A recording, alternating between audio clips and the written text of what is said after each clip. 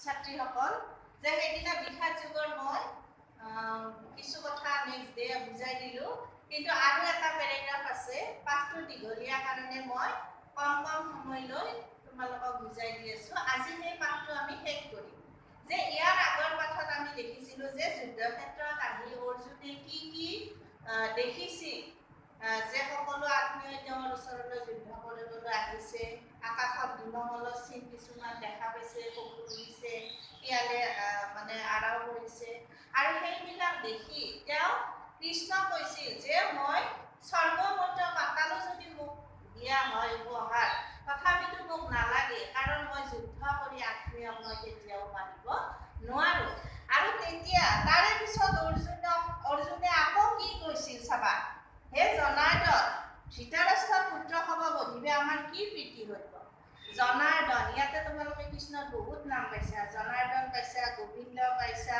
ঋষিকেশ পাইছা সেই নামবিলাক চব কৃষ্ণকে বুজাইছে যে হে জনাৰ্দন অৰ্থাৎ আৰ্ত জনকাৰ্দন অৰ্থাৎ যিবিলাক আৰ্ত তেওঁলোকক যিয়ে সহায় কৰিব তেওঁই জনাৰ্দন গতিকে ধৃতৰাষ্ট্ৰৰ পুত্ৰ হ'ব বধিবে আমাৰ কি প্ৰীতি হইব ধৃতৰাষ্ট্ৰৰ পুতেকসকলক বধ কৰিলে আমাৰ একো ভাল নহয় যদ্যপি আৰু আমাক গীত দিতে চাইছে অগ্নিও দিছে ধন সৰ্বস্ব হৰিছে ৰাজ্য ভাৰকো কাঢ়ি নিয়া আছে ভাৰ্যাকো অপকাৰ কৰিছে অস্ত্ৰ ধৰি যুঁজিছে এই ছয় দুখত আততাই সেইদিনা তোমালোকক মহাৰথী দিছিলো আজি এটা শব্দ পালা আততাই আততাই মানে কি এজন ব্যক্তি আততাই হ'বলৈ তাৰ ছয়টা দোষ থাকিব লাগিব যে ছয়টা দোষত এজন ব্যক্তি আততাই হ'ব পাৰে কি দোষ হ'ব পাৰে চাবা যে যদি কাৰোবাক কি অগ্নি দিয়ে অগ্নি মানে জুই অগ্নি দিয়ে যদি অৰ্থাৎ কাৰোবাক যদি জ্বলায় আৰু কি কৰে ধন সৰ্বস্ব যদি মনে মনে চুৰ কৰি কাঢ়ি নিয়ে ধন সৰ্বস্ব যদি কাঢ়ি নিয়ে আৰু কি কৰে যে ৰাজ্য ভাৰ কাঢ়ি লয় ৰাজ্য ভাৰ যদি কাঢ়ি লয় আৰু কি কৰিব পাৰে যে ভাৰ্যাক অপমান কৰে ভাৰ্যা মানে গম পাইছা ভাৰ্যাক অপমান কৰে অৰ্থাৎ ঘৈণীয়েকক অপমান কৰে তাৰ মানে দ্ৰৌপদীক যি অপমান কৰিছিল না আৰু কি হ'ব বিষ দিয়ে যদি বিষ দিয়ে আৰু কি দিয়ে যে ৰাজ্য ভাৰ কাঢ়ি লয় অস্ত্ৰ ধৰি যুঁজে অস্ত্ৰ ধৰি যুঁজে যদি কোনোবা এজন ব্যক্তিৰ এই ছয়টা গুণ থাকে গুণ মানে দোষে এই ছয়টা যদি কাম কৰে তেতিয়া সেই ব্যক্তিজনক আততাই বুলি কোৱা হয় আৰু এইটো প্ৰশ্ন কুৱেশ্যন একদম ইম্পৰ্টেণ্ট এইবাৰ তোমালোকৰ মেট্ৰিকত এইটো অহাৰ চান্স আছে গতিকে এই দুখন আততাই আৰু সেই কথাখিনি অৰ্থশাস্ত্ৰত কি কৈছে যে আনক বধিলে আনক বধ কৰিলে পাপ নহয় কিন্তু ধৰ্মশাস্ত্ৰ মতে অৰ্জুনে সেইটো পাপ বুলি কৈছে এতেকে ধৃতৰাষ্ট্ৰৰ পুত্ৰ হ'ব আমাৰ বান্ধৱ তাৰা বধিতে আমাৰ ভাল নহয় যাতো বন্ধু হ'ব বধক অন্যায় অধৰ্ম দেখি আৰু ধৃতৰাষ্ট্ৰৰ পুত্ৰসকল মোৰ বন্ধু মোৰ ভাই গতিকে তেওঁলোকক বধ কৰিলে মোৰ বাবে শুভ মই সেই কাম নকৰো হে মাধৱ বন্ধু হ'ব বধিকে মানে ইহঁতক সুখী হৈব আৰু এই বান্ধৱ অৰ্থাৎ নিজৰ মানুহবিলাকক বধ কৰি কেনেকে মই এই সংসাৰত সুখী হ'ম এনেকে অৰ্জুনে কৃষ্ণক কৈছিল যদ্যপি আৰা লোভত থাকি কুলক্ষয় দোষ মৃত্যু দোষ পাপক নেদেখে তথাপি আমি সেই দোষক দেখি কেনে পাপত যে তেওঁলোকে এইবিলাক দেখিব যদি সেইটো পাপ বুলি নাভাবে মই কেনেকে সেইবিলাক সহ্য কৰিম মোৰ কাৰণে এইবিলাক পাপ আবে সেই দোষক শুনা আৰু যদি মই এই কাম কৰোঁ তেতিয়াহ'লে সেই দোষত মোৰ কি হ'ব শুনা কি হ'ব কুলক্ষয় হ'লে কুল ধৰ্ম নষ্ট হ'ব কুলক্ষয় দোষ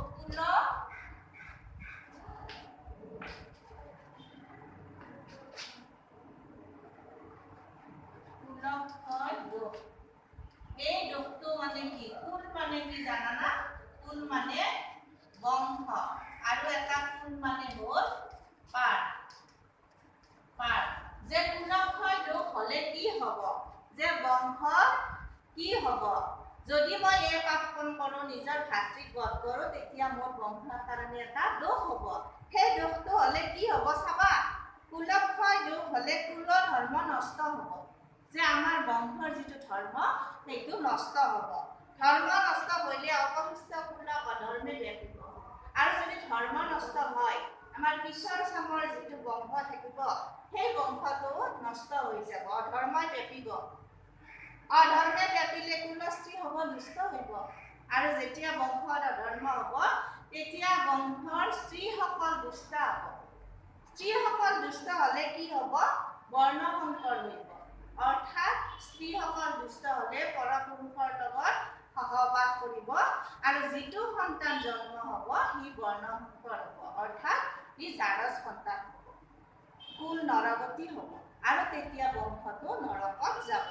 তেবে পিতৃসকল লুপ্তপিণ্ড জলাঞ্জলি ভূঞা কৰিব আৰু তেতিয়া সেই যিজন আচল পিতৃ, সেই পিতৃজনে পিণ্ড নাপাব। আমাৰ মৃত্যুৰ পিছত কি কৰা হয়? পিণ্ড দিয়া হয়। আৰু মুক্তিৰ কাৰণে, আত্মা মুক্তিৰ কাৰণে পিণ্ড দিয়া হয়। আৰু সেই পিণ্ডটো দিয়ে পুত্ৰই। আৰু যদি পুত্ৰ নাথাকে তেতিয়া জীয়াৰীয়ে সেই পিণ্ডদান কৰে। কিন্তু যদি এই কুলস্ত্ৰী দুষ্ট হোৱাৰ ফলত জাৰজ সন্তান হয়, তেতিয়া প্ৰকৃত পিতৃয়ে কিন্তু পিণ্ড নাপাব। সেইকাৰণে পিণ্ডটো জলাঞ্জলি দিম বুলি কৈছে। এই দোষ হবে জাতি ধৰ্ম কুল ধৰ্ম বৰ্ণাশ্ৰম ধৰ্ম নষ্ট হোৱা মনুষ্য হব নৰকত বাস কৰিব। আৰু এই দোষতে জাতি ধৰ্ম কুল ধৰ্ম বৰ্ণাশ্ৰম ধৰ্ম ধ্বংস হৈ মনুষ্যসকল নৰকত পৰিব। তাক আমি শ্ৰুতিত শুনিছোঁ। শ্ৰুতি মানে শুনা, শ্ৰুতি থাকে ধৰ্মগ্ৰন্থ, তাত বাণী থাকে কিছুমান, সেই কথা অৰ্জুনে শ্ৰুতিত শুনা বুলি কৃষ্ণ কৈছে। অহো কি কষ্ট, মহাপাপ কৰিতে আমি নিশ্চয় কৰিম। যে ইমান জানি শুনি আমি কি কৰিছো? মহাপাপ কৰিবলৈ ওলাইছো। ৰাজ্য সুখ লোভে স্বজন বলিতে আমি উন্নত কৰিব।